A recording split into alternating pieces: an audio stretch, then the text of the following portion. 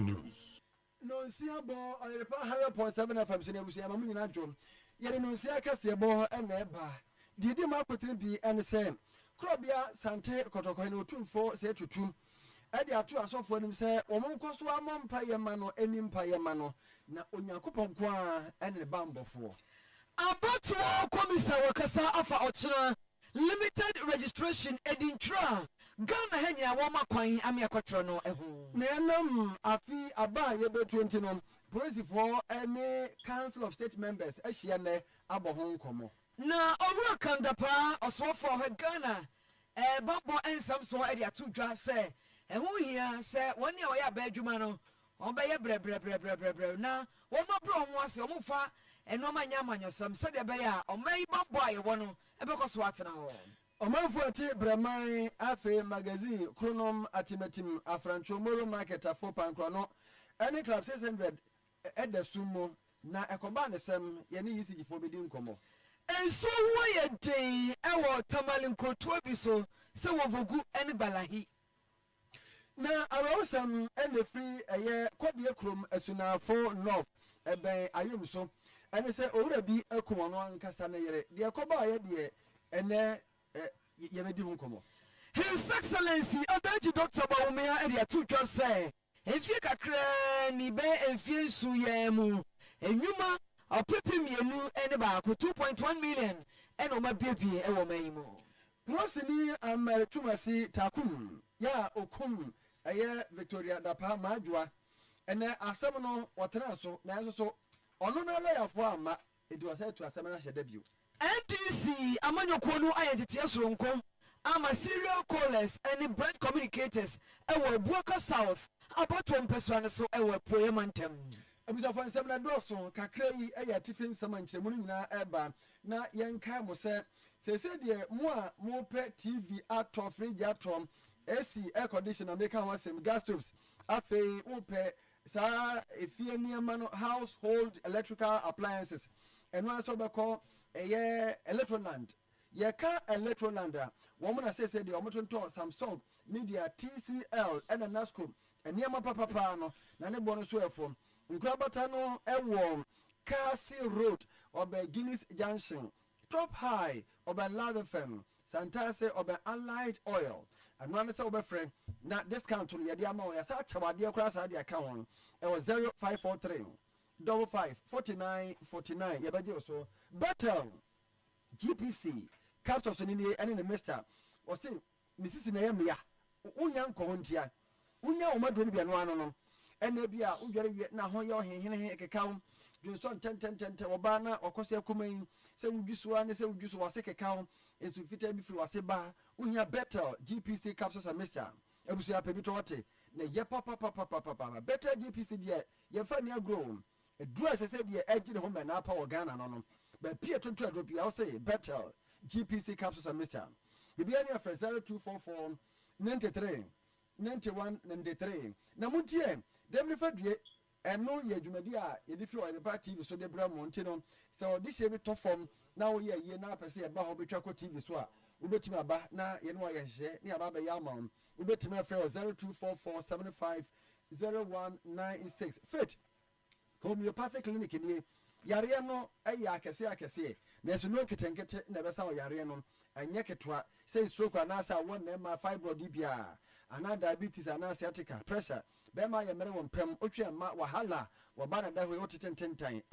ugu mema ni mase kenya hote na wo so hom yam grow ulcer anasa asthma ma ni mema nhyem yare ahodo dwama na doso dodo munya bia beboa mo abusia mo kwa henema kokobe 18 mo bibia ni amon frɛ fit for no 0246 72 86 and 75 ofra ya no ye beje so o se de na do so adwaman ene boys ne girls ko adwaman ovu ha ne de na nkuru nwotwe ba ko bia as a pie chart no a say mema no bi wo ha bema ne mprafo ye be se 4 ai oba no so ne mprafo ye be se 5 nti we de nam ha na we de nam ha nti oba na nkasa te atonsu ne mpra baako ewo kote de duako baako ahenema kokobe 18 mu ho baako abu akwa se baako pankro no estate baby ana HFM we just a twa man ho hi anti okrasa me kwa ha basisi a ene o ha me maame ba ko say e maame ayi no na o say me wa ha am boa e maame bia nya hwe ore nam sa na ya simi ni so ka ya simi so ka no be Richard e ba sa dia ukote a ukohunu fetia no ano no ebeko yo new song so ne new song we se ho adwuma meka se engineers no new song dental clinic was no said the city be obi ho no ese no we ehihya ha efifi ofase ese no echinchim pacho obema ye straight atete de kama wode nade begu so ma kama was no pese o show gold o show silver o pese ye twimo na ye fita was no ha wona se o kaka ya oya ko new song dental clinic onum ebehwe wo de wo so ye ne sinu adwuma nyina wo mo eye na we adwuma adwada ekosi memleda na opo no nkro ekosi anwumre no num e pa to na weekends no eye memenda no mu ani fiada no de no nkro no mienu pa mu na wapon on probata mienu K University branch no Jubilee Mall second floor ho adum the village building prepare the first street one STT yard no na ehwe animo 0542 5892 38 0542 58 9298 and 0207 003849 0207 003849. Abusafo ye come say them live e Facebook and YouTube and so ka ho ye ne anumre ye no mode ahia eye me Oduefour na Asabre Piesie Lardi nana penkra hene chia me meni menu aba Piesie Lardi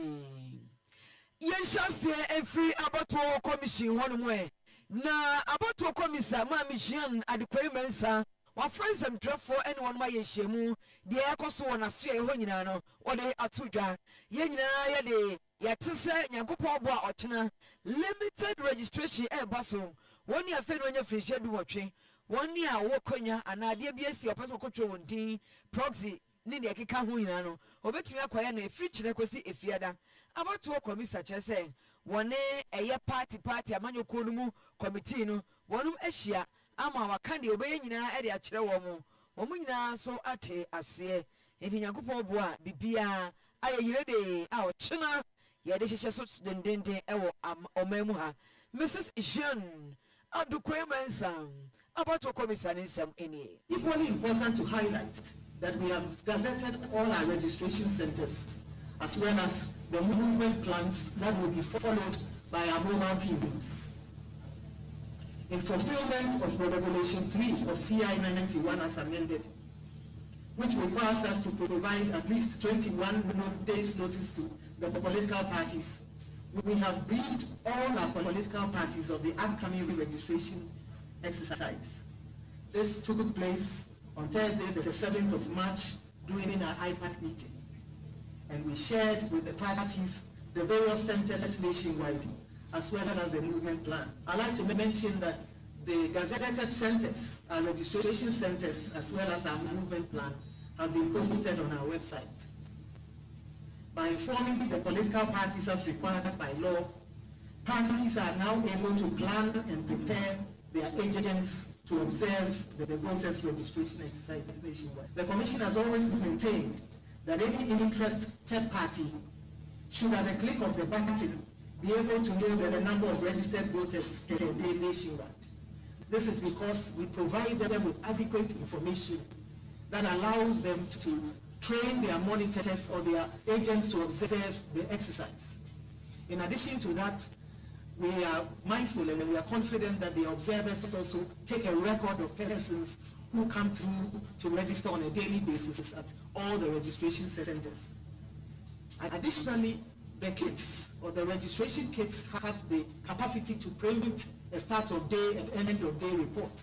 and then copies of these are available to the agents of the political parties. Therefore, any political party, if they are interested, should know the number of persons who have registered in all the centers in any given day. Yo, enti ɛho asɛm ɛno no wɔ so ɔmo mfidie no ne nyinaa bɔ adwuma pɔpɔpɔpɔpɔ adeɛ nipa dodoɔ bɛkɔ hɔ biara ɛbɛtumi ahu ne nyinaa ɛde asie kama ɛno ɛna wɔtoa so sɛ ɔbo nkonta sɛ nipa mpem 623,000 ɛna registration yi bɛkɔ awie no wɔn atumi aregister wɔn nkontabuo no ɛno ne borɔfo nie. In 2023, we targeted approximately 700,000 new registrants, and we far exceeded that by registering 910,000 new registrants. We have no doubt that with these arrangements in place, we will exceed our target of 623,000 new registrants this time around. Ladies and gentlemen, over the last few months, we've invested a considerable amount of time into procuring our materials and logistics for the registration exercise and the election as a whole. Since 2020, we have adopted an open competitive bidding process as the method of our procurement. As such, with approximately 95% of our procurement advertised in the local newspapers, we are able to obtain value for money for our services and for materials. It has equally injected competition into our procurement and drastically reduced the prices at which we procure our materials. It is not a wonder that we managed to lower the cost of our election from $13 per head in 2016 to $7.70 per head in 2020, and saved our nation a substantial amount of $90 million United States dollars. Wasi fidie ni papa ene wo heda e ya announcement ko wankrata mu se wa won fidi papa ne bra enti wo mu hwe mu anya fidi papa ne bo fom eno kura ma nkunta wubu ye sikanka ye be se nipa ba ko bia ho abato mu no yenye sika bebre de ato ho no mu abanye sika e de ato futuo mu no na ne kwakwa mu no wo she Ghana for boss say no many are ready or they come mantem any mensi bia wo man. We have effectively distributed all our materials to the regions and districts, and we are confident that there will be no short supply. Additionally, our biometric voter registration kits, as well as spare kits to serve as backups, have been distributed to the regions and districts. We have spent the last few months laying the building blocks for peaceful, credible, and transparent electoral processes and elections in December 2024. And in addition to the two measures aforementioned, our key building block, which relates to the hiring of qualified personnel to assist the Commission in undertaking the election, has been achieved. As some of you may have observed, the Commission advertised this in the Daily Graphic of 5th of February 2024 and called for qualified persons to apply for the positions of returning officers and deputy returning officers. I'm happy to note that we have successfully recruited returning officers and deputy returning officers for each of our 268 district offices nationwide. For the first time in our history, we have created a database of these officers, and we can now identify them by their names, photographs, Ghana cards, and voter ID cards, as well as residential addresses. Mrs. Jean Adukwe Mensa Ghana Abattoir Commissar. Enrada Estom Stronko and a Costo Kumasi and St. Prince Anglican Asabre Ewo Fantino Tai Cathedrano Nani say Krobia Sante Kotokoino 247 Anya Finsia Edrioson and 974 years. Obedi Adia Saye say Sante Hene no Yan Finsia Edrianai and 49 years. Udi Adia say Sante Henetra Abenya so if Finsia Drunu and 25 years. Na enra osa okoda nyakopa asem and okwasam na efekeke na numu ana ohene ade atodwa se asofo a ewo Ghana santini wiase nyina no mompa ebo no hia ene mompa ye mana no pa wi anwumre de suomu bode momo abofom a momka ne mpa ebo sanse wono otumfo no ohia obi sika no de atra wiase eyo nyankopon ene be mena atra wiase no nyame so be mena atra wiase a de be kira asase so no ni a kire wo so asofo bom paye mana ɛna bɛtumi ama no atena aseɛ sɛ ɔno no sikagya kɔfie no ma no deɛ ɔpɛ biara deɛ aka yɛ mpaebɔ nko a ɛnaseɛ ne yɛde ma wo bia so ne nyinaa yɛ naseɛ ɛna de ma onyankopɔn na titiriw ma sɔfo paa bɔbɔ methodistfoɔ presbyterianfoɔ anglicanfoɔ romanfoɔ nyinaa yɛnyɛ bimu da biara na se kyerɛ ne sɛ mpaebɔ nko a ne nyame na bɛtumi ama yɛ sɛ adwuma a meyɛ memfa me ho nto nnipa so menye nnipa nni sɛ no na bɛtumi aboa me gye sɛ nyame nko a nti ɛno nko a nso na mesrɛ mo sɛ da bia mɔntoa so mmɔ mpae mfeɛ aduonu no mu yi ɛmu nsɛm ɛwɔ mu no woka sɛ woka deɛ nwono deɛ ɛdɛ ne nyinara mahunu bi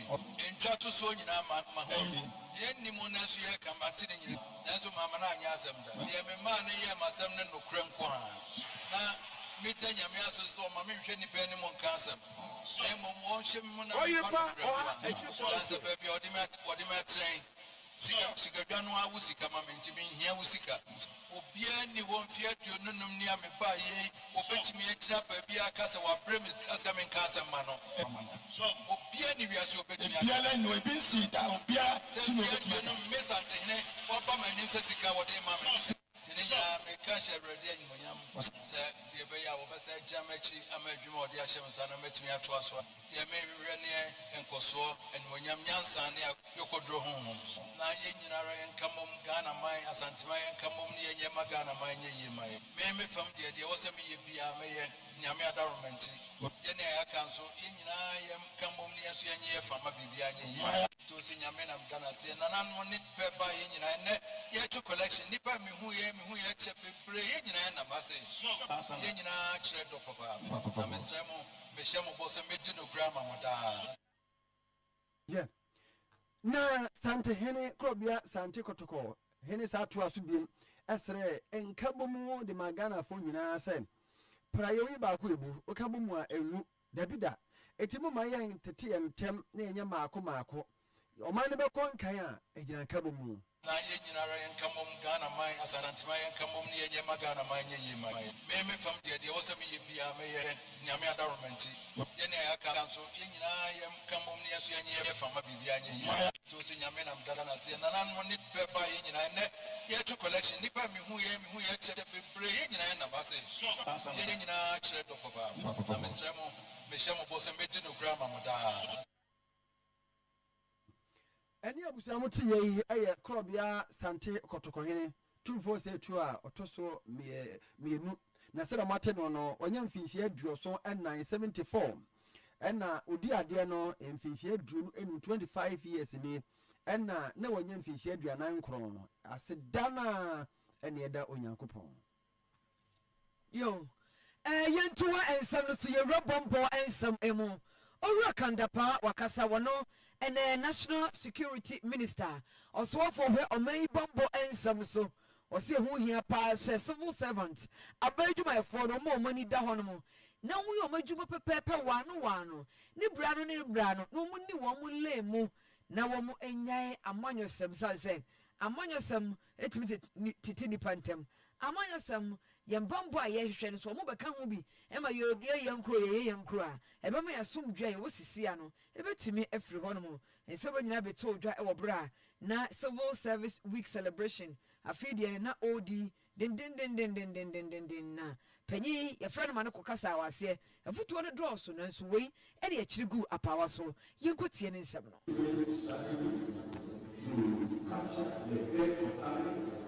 the creation of an enabling environment for the best talents to thrive within the service and the continuous enhancement of the capacities through training and capacity building programs is non-negotiable. And I must add that the central government has a huge role to play in the pursuit of the formidable and the reform services, having been the acting officers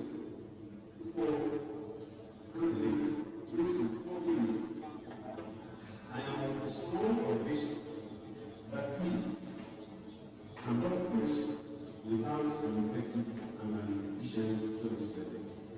It is therefore in our ability to empower and restore the civil service to function effectively. Let us institute good remuneration packages which enable the civil service to compete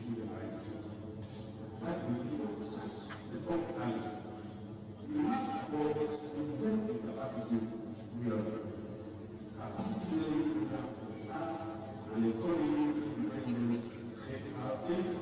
among personnel still safe. But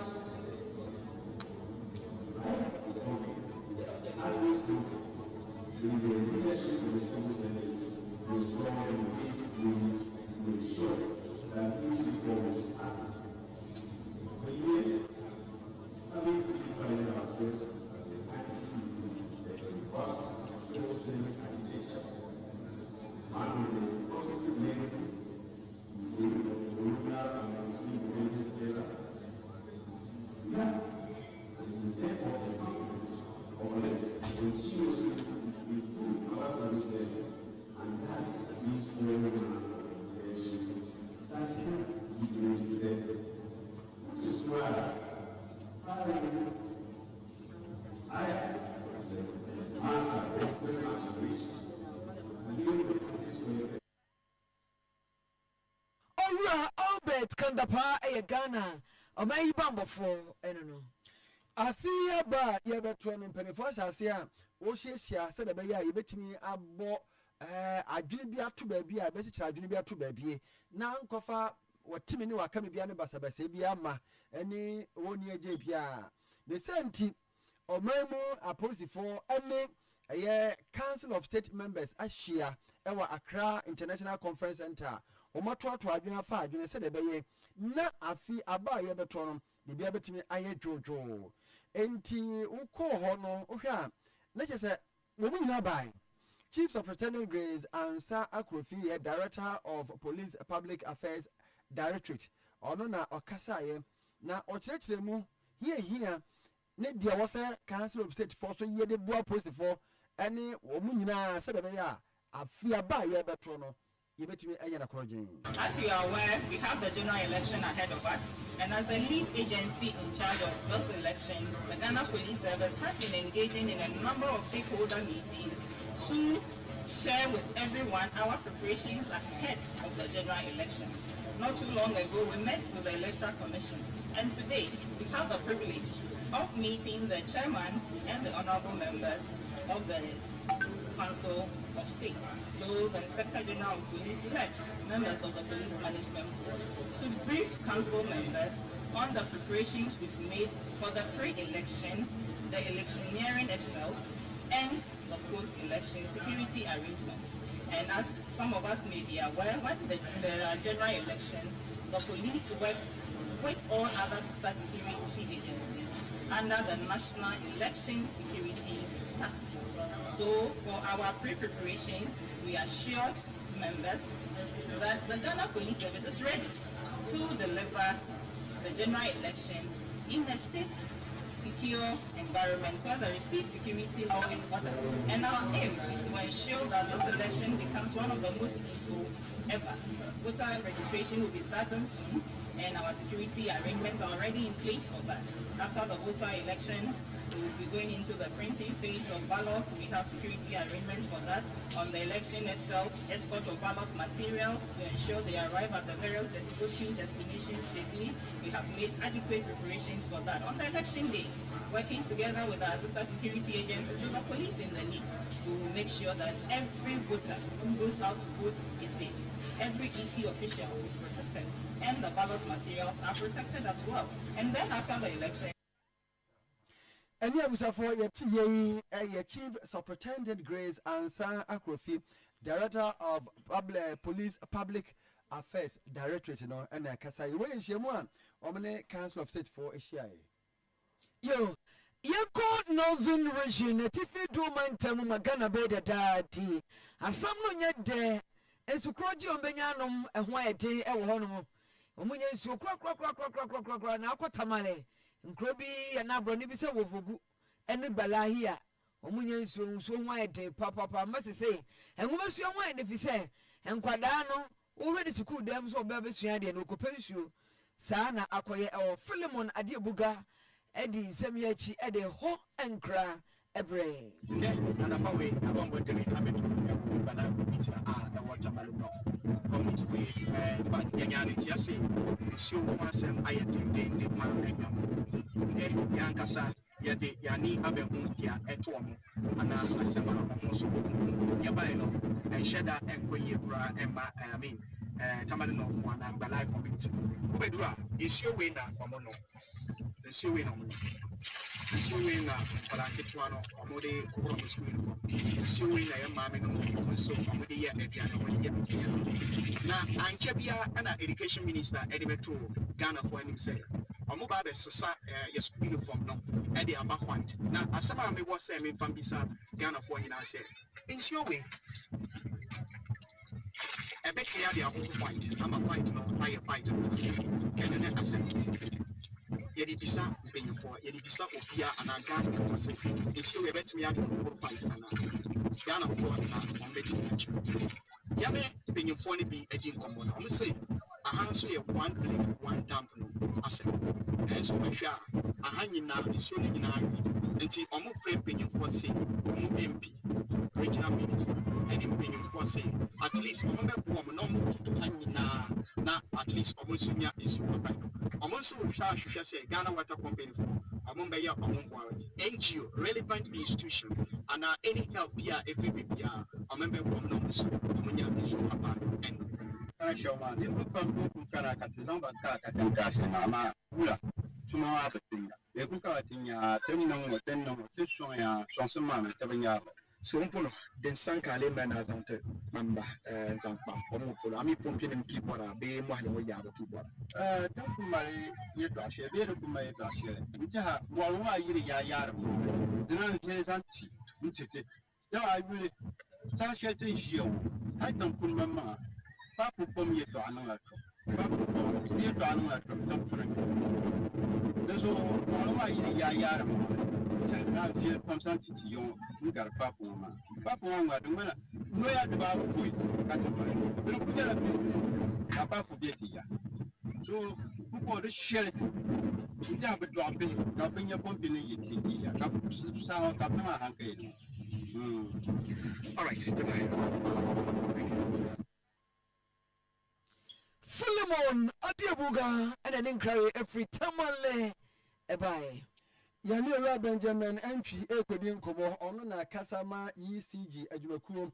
ewa Asante Mantemo na tiawa omonfo ya wo breman ene magazine mia bi kronom etimatima francho moro market afo pankrono club 600 ene nkura twa ho hia no yate se omonya ho kakra ewo nkane ye ho nanso we bi ECG amfansie yen odimrika tente pa yi Oyerepa fo asutire mo a mo hwe yen ewo Facebook no obeba no ECG fo krata no eda so de omoka no ne se wo mo po bi enna do ba bi de akobom ewo Osborne Junction ho so na akofa asem aba ye be se etim yente no ye ni Ora Benjamin entry edi nkobo mira ma ajwe mo na menim se ho ye pa na ma de mo we ko chona ho so yes ya ho ye papa wada ma mokrata ya modi aba abonte ne pese kakum ejine kwakuo no medie wa utire mu kire ye de na si Osborne Junction ho so amia ha be so na dia ba acheyo medate na mecha with for utazo ye for na mada wa tuna kwenya da mai ne omo eni nkomo ene enyumri ni owo ne no krete ye anope ye da sorry ati assembly and say you want to say yeah staff station or magazine your home na line space mienza a call deny beautiful me na at so the engineering standards no can I do more say o jenka kan wa try say a better is than another swap on fair no engineering na so the ba say someone na say ahoma no so mo hwe de say o the dia to try to get to see what has and no mo ko mo do truck driver be at the car or boy pool. I'm a car now for share pool, Mamma was say pool smack my 1 night. Now, about it, I said, I'm putting on the tree at that station, and you can have quite. Yes, I should the Ranitano. May so small that affecting their master life, me saying, I won't do Chima, Kaka, artist, I may not say, they do my canal for you to set up for. Chrono class 600 my estimate team chrono ne onke counting potom again magazine potom ka create crap no e also try that come and can ya own do my time look at say some multiple ambo na obo the soon but you won't miss out. Yentna se kwa ya sase di ejumadi etuja se am look at the engineers no mo ko e be ga assembly tie no omo se suppose no enti ta am look at suppose na kwa kona e was site that e be to me at suppose na my beautiful nyen nkra but ama ba ko me say pictures na ba na bo say track no aba ko shepo no enti track ni ntie ya yetwe to phone in flow my travel friends no enti na post for ayese you don't computer no pana between them na driver by na ayese with me traffic because na you know dey kakaba suppose for my ama she encourage say o meet me it is almost me tracking people the rest of phone enti material say be do the say look at in our site enti you the phone on woman them and them dey kambo eno enya bo apoya na to be no o man be baba to kan che obi na de car akwato anazola ko boy phone see there is anamo di kan say car mo twe fi honum eno so munya ntwen be say abre me boa ajo me o se de anamo edi kan say car na akosha honum mo be di kan atwen ena so munya ntwen kan na tana odi ka kai na sa san ka di kai ya che car no epie but because na you know because I struggle there like I shim na hu pictures that they shim kwa kokoshe baby nti ni twenu nshara enye it is ya na put phone na for site but it is e ko mu ebe yi car no enchi be car ni bi na te yi car ni bi e bit me after pose but some can say pose na be san be able site contract of it na was somebody Can TV so you say ne tuno no de akowura ho meboa I can no ne tuno na magum na akowura ya po no ntem I don't know can too me just say can no ye ne TV so yi ne tuno na magum no na akowura mo post no ntem o ba bi yes ha na tie obo ye say ne tuno anka so that o sha your friend said the side like who said the side in 15 ever to its your side no people na kwa kusimu fi the 227 minutes no Australia dey be na went to Australia na 15 enna kwa show nti say the tin nko and how to say I want na nam na woni na akekere afra akekere ka na nyoma na e wonu na fanti the yen po say yi nyoma ni bi every car no say they go say be load the woman like can be hakaka so between the other forklift and as a boom truck yate Ibrahim Chebe da say ene che say o manfo hwe anim se bia ekina be kwa wie kra ne bia o mo da so mana we de enru sina ebieye oh there be entering car so na be kwa wie mo da so ba mpese je before mo see ene say e show mo kwa say CG and die the same look at the engineers no site materials be do be our site opposed for so our site be mum per se you do for muti ne ya hwe say that is om kutaka na sensu atwana ta dia sapua omo shiro to ba ko bo ECG ne mo nti say ma amon for adasun but the same look at the enye say de be tina say be otina e be ko yi no mo gusu da sun but the person omo di tuma na say ye show mo kra ne say ye engineers no site contractor be man I ready materials the big man already opposed for site he say o ko mo e be ka na show ye yi ka na show te for put e be sin na nye ECG de e be to na sipon e o tina ya bible mo se bi ba better bible ntia ba be my good for say o say ni sinti e bi tuma so ka na e bi ase ni sinti ntumi but e say you for mo nya ahwehwe mo say e go so dig na da mo nye kania all right yeah that's Mr. Ntwi no brad ya man nti no e kina ho ba bi so ye be sa ba hwe situation no bi that's no matter ye ni ora Benjamin Ntwi ene di nkobe ono na kasama ECG asante ma je Piesie na mehwe o se wo hwe ni TV so yi ka no elodu niama na ne to na enema gu na akopumpo nti de che sa na reverse na reverse no mirika be nko na wodi bebrebe sa pressure be wo mama na tin akosa wo sa no na mehwe ne because nti na ka na odanim na ekọ no nya accident de kwose wo say pressure momentum no wo soro ka bo say momentum wo soro but ne to na akowura mu nti me buza me ho say reverse no mirika do best nko on say car so say enema wo mu say na ekọ reverse kakra enyi mirika bia na ode beko bi a wɔpɛ baabi ada ne ho wɔpɛ baabi na ɛtumi akɔ wura mu saa no deɛ akɔ hyɛm wura mu sɛ wura mu akɔ hyɛm no hyɛ sɛ kora menti aseɛ ebi so ne ti no koraa ne ti no ne wura mu koraa kae bade deɛ na yi na akɔ wura mu saa na akɔ hyɛm ɛnɔma no ɛwɔ mu no ebi ɛnɔma no dɔɔso ahụ sɛ momentum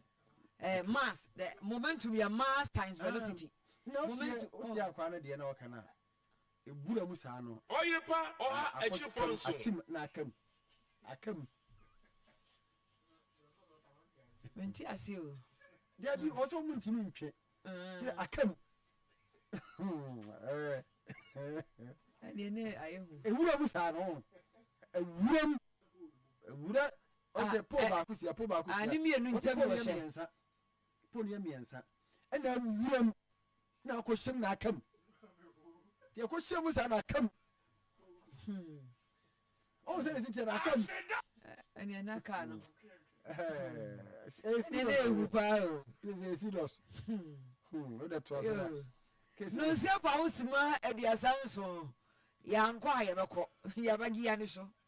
yɛ odi otu frankaa ɛma MPP amanyɔkuo ɔno aso ne Ghana mampanyi abɛdi akyire His Excellency Adaji Dr. Bawumia wɔde ato dwa sɛ MPP aban wɔn ayɛ bi pɔpɔpɔpɔpɔ twɛwɔbɔyi wɔn na ɛkorɔ no kenkenkenken wɔn ayɛ bi nana ebi wɔne nana do dankɔ akufoado wɔn ayɛ bi mfie nson nie enyuma a wɔn abi wɔn mu nkoa no ɛyɛ 2.1 million ɔpipi mmienu akyiri pɔ waako ɛnya asɛm ketewa ɛno koraa na ɔkyerɛ sɛ nɛɛsefoɔ ɛbɛboro apem baako wɔho ɛna wɔn mɔtumi anya adwuma ɛwɔ apɔmuden asoɛ no nko ara mekora meka tee so mpem wɔ 100,000 employees ɛna wafa wɔn no nti sɛ ɛyɛ mfie nson nie ne sɛ nipa dodoɔ sei na ɛtumi anya adwuma ayɛ a ɛne ɛne yɛde batɔn no ma wɔn nso a ɔbɛtoa so no ayɛ ne yie His Excellency Alhaji Dr. Bawumia yoo so no ne mpɔtam mu hɔ no mu Western North Region ɛna ɔde nsɛm kɔto dwa yɛnya COVID ɛwieyɛ ɛna me se yɛnyere yɛn ho na yɛmmaki sure sɛ yɛwɔ district hospital in every district agenda 111 mekaeɛ no yɛayɛ yɛsisi hospitals no nyinaa across all of Ghana NDC foɔ yɛsɛ yɛbɛyɛ no ɔmo sɛ ɔyɛ ntimi nyɛ nso yɛyɛyɛ enti wei nyinaa yɛyɛ no yɛboa nipa sɛbe ɔmo nni sika ehiafoɔ yɛboa obiara na abrabɔ no abɛyɛ mmerɛ kakra ama obiara unkotua bribe ɛma obi before we renew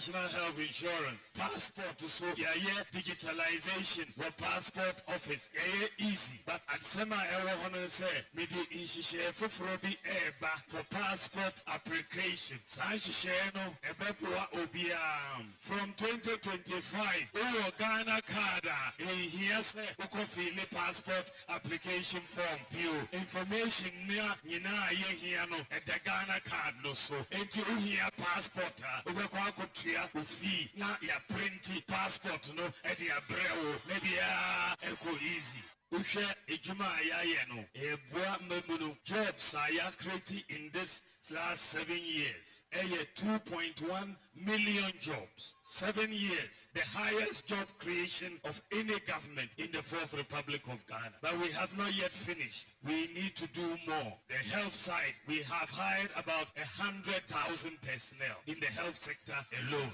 the same with education sector ejuma no bebre ama we've brought so many jobs but if we can do all of this and I can do all of this as vice president then me president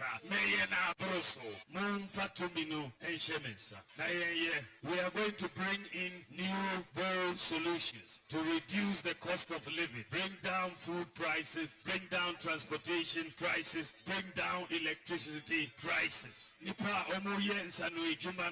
artisans we are going to make sure they have access to credit so that they can expand their businesses. Access to credit. They are also saying for people importers with the new policy for import duty. Ushe Togoa, import duty is lower than ours. Intimacy Yo, His Excellency Adaji Doctor Bawumia no no to us say. Abanyu awuduo mu no se de be ya mabunu benya adwuma yenti. Youth Employment Agency no wo mo befa enipa mienu akwa abanyu manku awuduo mu eni abanyu makowe enipa mienu mabunu mienu saa na aba no etua won mo ka na aboa momanfo nya adwuma ye. Ohwe YEA omo mboa bi a omo dey man businesses. Say a business person na opese ufa nipa adwuma. YEA under the Business Employment Assistance Program. Obebe na mboa every person you want to employ. Omo betua 500 cedis a month for the maximum of 2 people. So a business now opese ufa nipa mienu adwuma. YEA be boa with 500 cedis each to help you pay for the salaries of the people you are employing. Which is for, as far as the youth is concerned, your government, you are building more sports facilities than any other government. AstroTurfs, for example, the whole of Ghana, now a 3 per ene is over 150 AstroTurfs in Ghana. And we have a lot to do to help our people across the country. Me a digital man, so digitalization we are going to train 1 million youth in digital skills in Ghana. His Excellency Alhaji Dr. Bawumia Abusafo Attorney General and Office of the Special Prosecutor womu anyan na mubekaya na otwe ba ku atwa mu no na Attorney General for kokobo etonkra ekoma Economic and Organized Crime Office yekofo say enhwemu bia womo ya eno no OSP4 na ahye womo say womo nye no womo nyai na sabe nyansa bia nim ne ntiase bia nim na ewo say OSP no omba bonten be kire Ghana for niema bia ekoso Attorney General for kire say womo de somo ebo Office of the Special Prosecutor no say de dikan womo hwehwemu bi ya hwehwemu no mo ye no womo OSP4 no Office of the Special Prosecutor ura kwesi ajabe mo womo de ahye womo to womo be so mo de ba bonten na no kwa mo sa ye hwehwemu bi fa FBI ho ya no mo hwe se FBI dwumadi womo die no maame silabana pa ne sika sam no ho nkro ne ba no money laundering ya eni ebramu ana ya na kwa mo hwiri na free FBI for no Nina Office of the Special Prosecutor ayehwemu yawie o meka hwenchiro bia enu ntino we go for yebo adame e de kokobo no ma se mo Office of the Special Prosecutor no bibia mo ayehwu hwemu a hyem to mo fa mai bia no mo fa mberate sade a me de sobo no ebomo a. It is worthy to state that a careful look at the special prosecutor's work, conclusions raised by the special prosecutor in both his press release as well as the letter to Yoko will show that the premises within which the special prosecutor actually invited Yoko to investigate money laundering was very limited. It was actually limited to transfers, alleged transfers of funds from the United States of America. And I refer you to the second paragraph of the OSP's letter. After 7 months of extensive investigations and 4 months of collaborating investigations, it seems to the OSP that the case is largely in the province of suspected money laundering and structuring. So clearly, the OSP indicates that it is specifically in relation to the sums that were alleged to have been transported into Ghana from the United States of America should be the subject matter or the focus of money laundering. The money laundering investigation clearly is linked to those transfers. And then earlier on, if we note, the prosecutor himself had released a press statement to the public, actually saying that yes, they conducted investigations into the financial affairs and assets of former Minister for Sanitation and Water Resources, Then it concluded very significant in paragraph 2 of the press release that after nearly 7 months of extensive investigation by the OSP and a parallel inquiry by the FBI, no direct and immediate evidence of corruption has been found in the seized funds and frozen bank accounts linked to Minister Pa and her associates. And it proceeded to say the investigation has identified indications of suspected money laundering and structuring. Then, of course, they have placed their inability to investigate money laundering by virtue of the law that they were operating with it. But they concluded significantly, laying basis again for the investigation into money laundering. Really, a portion of the inquiry was entrusted to the FBI due to allegations suggesting involvement of transfer of funds to the United States. Something that this clearly settles the issue. Insofar as the funds located in Madame Tijadapa's house were concerned, insofar as even lodgement into her accounts locally were concerned, And insofar as the sums that were seized by the OSP were concerned, there was clearly no direct or immediate evidence of corruption, and that is not me stating this. This is the special prosecutor himself, clearing Madame Siladapa. Any ura Godfrey Abu Adame, a by lawyer penny no attorney general. Na the onoka in and ura Samuel appear dark one, where director Emma Research Strategy and Communication, Emma Office of the Special Prosecutor, and only to just say, and yes, I cried it here. Na a brown moka say Yoko and Yenhimono. Bibia na was a free woman as you Yadima Yoko, no Jiraso Yenhimobiano, woman to my woman. When the OSP made a referral to IOCO, there were standing committees that were supposed to collaborate because we had not entirely washed our hands of the case. So there were two representatives, one from IOCO and one from us. But I also like to put on record that at no point in time has IOCO requested for a copy of the FBI report. Really, we need to be very accurate. At no point in time did IOCO request for a copy of the FBI report. But let me also go ahead to say that even if IOCO had requested for a copy of the FBI report, it was not just going to be that simple that FBI report would have just been given to IOCO. Remember, there are MOUs between OSP and the FBI, and they are also, I'm aware that there are also MOUs between IOCO and FBI, and this particular investigation was in respect of OSP. Any ura Samuel appear Dakwa or your director research strategy and communication Emma Office of the Special Prosecutor. Yemwa NDC amanyokono emon. Na NDC amanyokono identity asronko ede ama communicators and serial callers ewo ebuako south about one person so ewo epoema ntemu wasiwebe momenya akukudro ama on 24-hour economy policy enhye na omode ba obohu dawuro no omafo atiase ye no munso anya kwan ejire baabi dia akukudro aka asem no ama omafo atiase papa onimunyafo tawi aboaten osisu dua se 24-hour economy hye no eye game changer e ba chakimi ebesisa no mamu ede ama oman Ghana ono ena ye enkane Eastern Regional Chairman apoemantem NDC dwemtani nsem ni the train near Mahmoud said, what come with Chimanua? Say before station, or Hossa, say for a short toya, I want to be a restaurant in quarantine is 24 hours, and I said, with a franchise, shower for 24 hours, said on the camp. A Jubam send your Baya, who give me 8 hours. Say, teacher, you crap or 8 hours, and I'm doing a bit to me, and I do amateur. I know none of our cancer Chief Justice was required. So, baby court and I some baby that I just about 24 hours. That's into the betray would send a bay on to being a Yako. I'm always working. I think economic hash. Never a cost. Emma Abrabo, and then Petru Ecoso. Yo,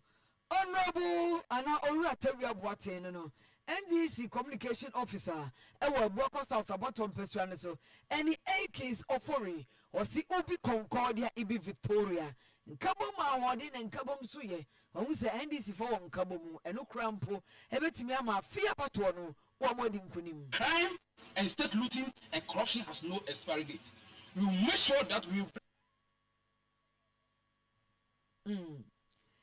case Ofori Boko South about one person,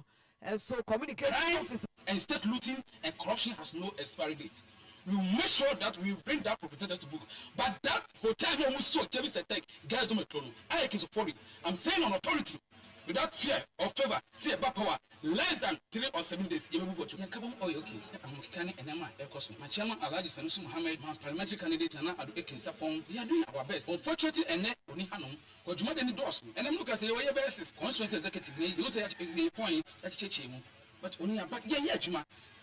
Juma, grounds. Not more essential for. I am the two social media. You're good. And we are working as a united front party. I did victory. Everybody. Yo, to want some and no so one bar. Hotel be a sino. Suku da bi on chebi senior high school hona. And from Rapa so no. Esa so mo hia pepe painti. On bebu atwagu ama suku no. Ehon ada hon. Obusia monka me ho na yenko kodie krom ewo ayom so esunafo north na de yatie no enye de owura bi ya yatie se oyebomofo onye finhye aduasa nwotwe edi a ode maaye no eye John Ochire yesi allege no okumo no ana yere eye amadan nkwa na do betiba kire asemu pa de yenu afatawa ye bone mrane Socrates ene bekire mu Socrates majwe Fatao mo ye de yatie de enye de kura nti yenu sase oho te sempo ede na sie John Ochire asemu yi but I say as soon as she were I've mentioned idea and yet at some kuma she as soon as for not a municipality anymore Crocetobia the favor or you crew then I almost saw at our pine so when young crew to a bed and 90% room and Yanya in Tema I almost saw one room there was every in now the predominant planning community. Most every said the community at the Electoral our yet before any military Amandampa and I not to actually I will not know Baku and not woman and every local school. I will junior high school access and Kayakam there. And so I will never John Orchard. Then you might would be any our minimum for finding Yama only United our and our this time around. And Mamson, Emma, or Sakina, you know, the Nabu, may you see, Bibia, and Bufo, and it's a man who are Adieta, not a Yadiatem, and something and I'm so Emma John Orchard. That's one short, to see her. I guess, or this woman looking at me, I still want it for cutting the two of the wedding. And then what ya, the new exercise is smart at the moment. It's that one thing, for one of the shop for I'm almost so I'm not 54, I'm so paid. I'm not older ma, I am also so quickly, but I think the team or doing fast night, I'm not the whole family in Lena in the form of my phone and so I think it's Wakachi and Tana, when you are down a manako and a bro move down on it. A woman as my bone, there is 2 years, so teach you car, don't you want to. Only next to empty talent, they didn't do it. Also, a book, but the man's brain, it will be and man, I need to plan out. Now, it's not enough. I think it's all a man family. Now, we can see. And now, a couple of parts near 2 far, they didn't do it. You know, and now, what I follow on town, grab or buy out, or Talo saw him in near my father, and then the evening at Patapa and a video stream, here, 2 o'clock here by DH. And like the woman in Yakata, but then we're almost to Akata as the train. I will follow our little looking wa, little new, the Mukudia, Amadampa, and I will then do them. A woman and a swat, that I'm moving our son and animal, John Orchard. The king in Yan, no 2 hours period, and so every FIR we got it. Only share and at the morning now, we will own interpret before. As also pay about the firm,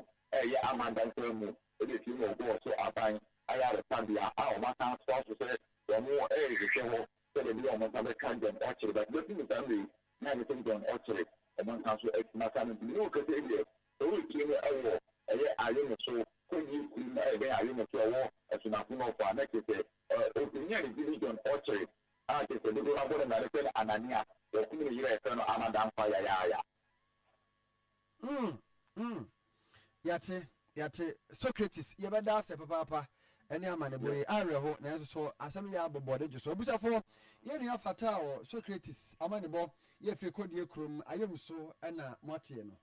yo na ye ko ewutu senya East Crossing no emu ewo fifi mantemu na kaso zongo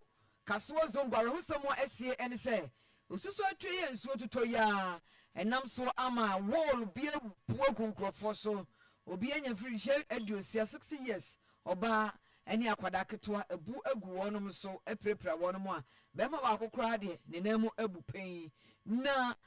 ansa edinkra ebre me do ni say mfimfio na fama na ba mo na sesa ba ku di nachi I'm a business of the I'm charming, no, say, I didn't familiar, don't have been for Banina. And I'm so me for baby. It's not an abdomen. My friend, I'm a chairman, I'm sure I'm to implement in sway. Grass is not the minimum see. Master Sabah, Helena, no one says. Maybe I saw Jimmy Cabby mention. Open never say about the other was. What an I made one for fit after there. Yet, sound or has said, boy, not as young to do from by Saint Mean. And I brought about control coaching in Tema, if you didn't say. And the other man, made them gathers me and sour, or moving sin a buy. And I'm maybe put down board and Miss Apple from some point. And I say, maybe baby had me management, we may come any more for contain all. And I mean, you say, or my rashi or Modin can you down, and I'm going to put them on part of me.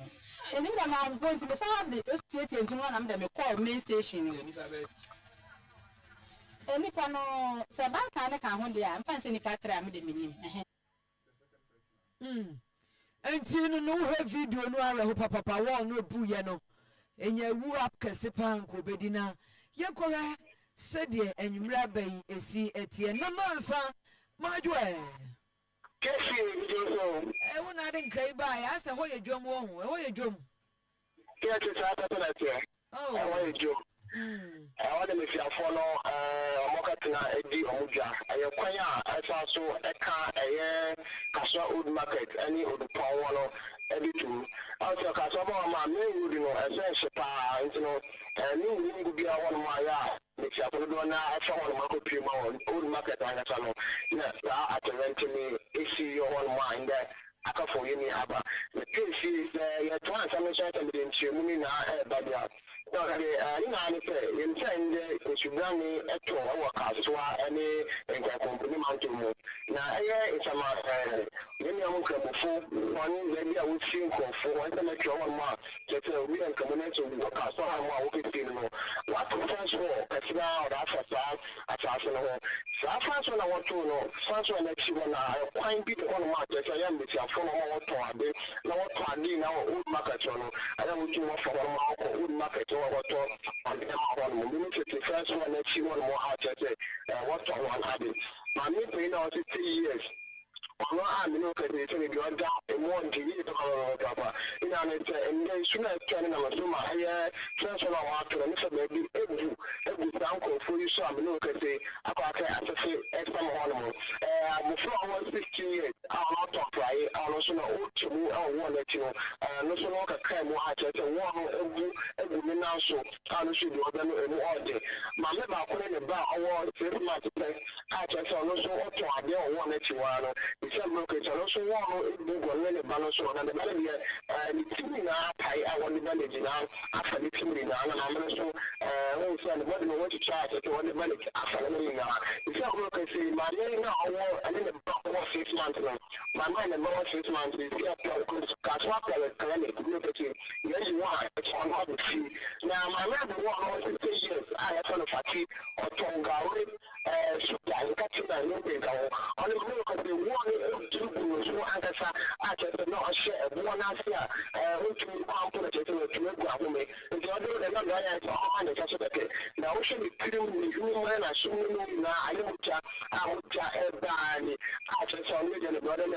all things. Let's say I will further for 16 years and also up on Friday and also want to do now so I just remember you have a work in the room and I will catch up for the clinic I just wanted I share one. Dear Trey,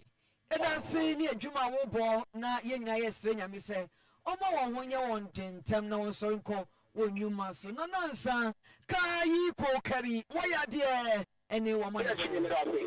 No answer in Cratway every 15 months Central Region Casua Zongo. I want to say, is Christiano. Yɛne Oyerepa na na kua free ɛkɔ akɔtoa so na yɛde nkɔmɔ abusafo ɛnɛ ɛna her ladyship Rosemary ba tosu ɛtena adwamu Kumasi High or 2 na ɔde chief inspector and assistant inspector amatumasi ɛyɛ takum ɛna baayɛ takum ɛna abeto dwadadaada sɛ okum ne mpena Victoria Dapa yɛbɔ no mrane mahadwa aduma yɛ born pay nsia asema diakonia ba na omo kwotena se a takum lawyer ama ama piem etu asam na seda oyo koba ekwe friye na ekoma yin oyo koba Nana pia wona akoye eko sen Nana me da si pe de wedding kan abo amane no Everyone say me about so ewe dum nsu ase no ye hihye mu ye hu ni say inspector me tue si na ho pedi ene staff na sai eche and I'm so my body for ebe fa mam say oda bible ma ogwa me hihye mu akoso na gba mo plan bi e ni ko tie mu ewe court na nso ye de ne bai and I know you chair mu ansa na ne ye be we the only report for anything lawyer would do e mama do an story aside say so the them dey no akoso no problem dey aboni na watia comedian and I am not fine na the obia yam ka enforce na atem bi le nko na mi eno e na lawyer would do e maka fun so dey no say dey e ne sa enye yi na waka say ta fun e obi a wa fun su bu a ni mutin se ba say e try obetini a so na wa kan na so ba ye so na no atem ya ma wanga ta anjo obi mo e na trauma mi e na e bi o e ba na wo mo try na no atem ni se bia enyi na wa obedi adanse se ajo mo try na ye pepe e na ko ye se chima menche lawyer would do mama and na lawyer would do mama ka fun so and and no na to work for the myself the bad dia omo no bi anka ka so ne de yen fa me I want to be on this suicide border. So, and I open for our food this one. There is only lawyer was in on the room. So, say, you might say, the Sadia, you may say, you will be on things to be alone. I am saying that I say, if you are with me, of the one. Yes, say, yeah. The lawyer, you will ever fall to an end. And on my business, or to work out to a German said, the Sadia. Yanzi asam enko usada ye esme na eju wale de no bia lawyer esme ya be tie mu e wo court na de bia wo so de asam ne bia omo timi e dia fa no na mo so omo de asam no apa ko se be timi bikini e me da e so no na na se a lawyer for me nyina ba ma lawyer esme e ba na ka lawyer e na esme opene enti na achinya kwaye a lawyer for bed na eji achinya no one lawyer ne one lawyer ana lawyer for ya ntala ye da for na me ma lawyer ne tabu lawyer ne say that one say ye one short tabu na no antelo ya ma ono a ne ka ma ono na so no bi na trauma no ono nso we ni the time na say na lawyer ne say one na ma lawyer ne say one and my say ne obi an ma ne de enko ka ta so one and ka ku say what can you know to a more no o so ku ka ta so ne ke na ye hu be de e atem ne be pa na so ta ku lawyer e ti ya me ti mu ne na ma mo de atem na ko se ya me ya to ma wu kra da ye 8 mil don ko pe court le ka na atem ne so oyuko ba ye beda se enim se wa be sa kwa amayen oyukoba nana akua free ama ne bom ye fi kuma se high court tu eno no na sunsuo ne de obanum anoa ne de alkaline ewomu ye fa na kangen anagic drinking water kangen enso onuma calcium wo magnesium ane potassium ne ayo wo na ebuo nipadua ne ye papapa onuma wotumi da na mogye de afrusa ne ye cancer nta nyawo da bia we strong oda so look young ye papa ti pebito na nom kangen brahma UGC Tafuni Road Abawa Road kwana so enya na bibia ni afre 0241 449191 abusua ye ka mo nyina se o driving license anase o bana card o pe na huna brahanom se de si sum hanom no o bana ye hwegu ha o ba no o ma na o yere no nyina mra hwegu na mama hwehwe no ma yuma de na mo de kom ye juba ni bi pedan ahan single room self contained o pebi o patase ahojo abrepo junction kwada so swame no agent bia wo bia na so be 0244 750 196 0244 750 196 ofra ye beje so na adwuma ko bi so se wo pa adwuma ye fo akatua ne de modu papa e wo kuma se ye bosome ye be set 1,000 to 1,200. Enti mo da bia mo ba ye ho na Oduefour Piesie na mo ma ye adwuma na ye pa adwuma na ma wie sukuu mu adwuma na ba ma mo mfrɛ na eno eti mo ha yen number na ye 0554 250 431 0554 250 431 ofre ya no abusua wanya adwuma peace. Zap cola soft drink any Zap cola soft drink ye no Kumasi heya na wonuma ede program bia occasion bia bia a premium quality good price e ma wunya energy ahode yankasa shop ahodo mu obenya Zap cola soft drink ni bi ato medimafo ya ba clinic enie Dr. Time da so o se je achacha ene de wawu awie nko a eno achi die yade ahodo osa Dr. Time da so owo enkrai pokuyase mayra Kumasi ebuakwa atwema agogo 0244 774282 0500 727215 Lovek Condo Sonono a hotel asana making we a high class hotel a top rated hotel a Kumasi anum na a dining so papa one more standard a 1-bedroom suite superior 1-bedroom suite deluxe 1-bedroom suite executive 1-bedroom suite presidential suite and also a 2-bedroom flat Wi-Fi or DSTV or pool ne bar full nyanya AC or afei kitchen so papa serene environment 24/7 security a tied smart card and on the local prono soundproof rooms and it's how the don't do the training never go then they be a say mid tempo south tempo north tempo I'm pen ababon kokra no bi what them I want it Edumenu 4BN military barracks Echiwanumwa Odro Ejako Street Fresh 0501 689 624 0501 689 624 Lubbock Condos or say everyone's home Obiafie Pella mineral water in 5-star energy drink in Sunye Kaita cocktail drinks in here Pella active in here First more to near Nina ko just swap ebito na ye a multi-pack limited for an aye a bono ewo from Settlements Enterprise tafo multi-credit and shani mwa ubenya bi ewo ene miami ahudo bi abakwa product we wono na wato bi eye kama ankasa 0204 887011 055 516 9989 0535 411441 missing items and we are ben and seni and a pragia driver be well chika abuabo any abuabo station who politic bad bia and to mam yenu duku materials be and a memanike a bi womu wajanum ti so waja no ma bi sa wo ba bia no Oyerepa no ababeje was so say and no man no eye obi ofa no abuabo so de ne basa for VIP station and wajanum mu enti so waja obi bi sa no ofre 0546 375 747 0546 375 747 and as oba Oyerepa hanu mo a na waba ababeje nti waso ohun no eda no ohun 3rd May no na sana no hu ye nene wode aba Oyerepa hanu mo so ye be ko die madam ebu ye wa awode die bi wo ha ye be tudwa na momo ye onyame ye bi saa na chese wo se ye da na se ene eye Lovia ejewa kese birthday ene eye Lovia ejewa kese ni birthday onyame de afi ba akwa kane mfie ho yenua wo fa atafrem pon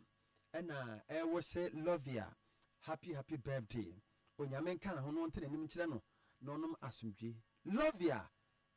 enjoy your day ene so ye Edu Junior birthday Edu Junior ewo atwuma kofodua eho eno efri Honorable Daniel Kusinyumtuni because Honorable Daniel Kusinyumtuni ewo Canada no US na no ena sese wafa aba Canada wona wose yentonkra ema Edu Junior ne maame ne papa abusuafo ni nyina se always no happy birthday onyame kan ho no trenim enkire wona we dey tell flash one and next my assemblyman atachem assemblyman former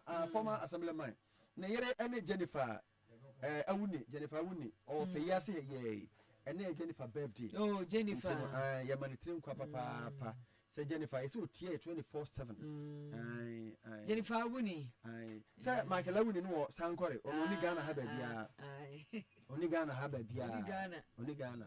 o sankore atechem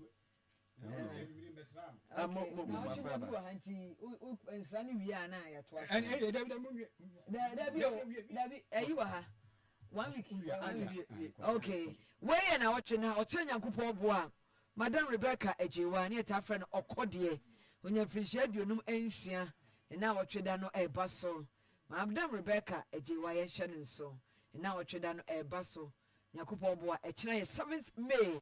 Otafo Meadows nche hwa anti yen hye ne so anopa no nsia ekosi enwumre no nsia aboafo ejamfo adofo ne to safram se momeja abusua Madam Rebecca Ejewa okodie ne na otweda eba so Otafo Meadows nche hwa kodako reho suma na hwe me ayi yeso abako ene ne na wa agrek wa na wagya de document bi wo be hunu kura ayi bi kura nso abi a ya hu na ne document bi aka kam of aka